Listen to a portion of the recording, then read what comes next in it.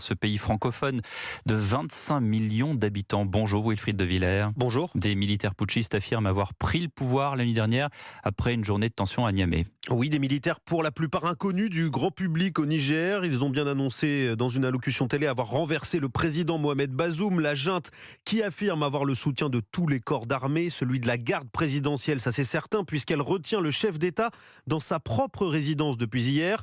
Un putsch aux airs de tambouille interne, analyse le journaliste spécialiste des questions africaines, Antoine Glaser.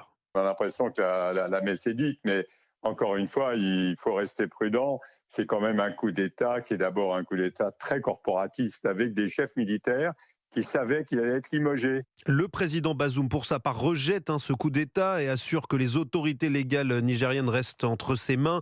Une situation prise très au sérieux par Paris, qui pourrait perdre l'un de ses plus solides alliés dans la région, alors que 1500 militaires français sont basés au Niger. Coup dur pour Paris donc, mais aussi pour les autres puissances occidentales, selon Antoine Glaser.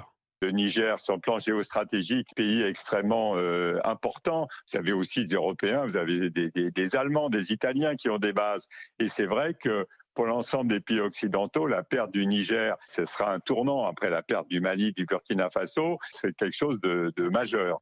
Le ministère français des Affaires étrangères a ce matin condamné toute tentative de prise de pouvoir par la force au Niger. Merci de ces précisions Wilfried de Villers.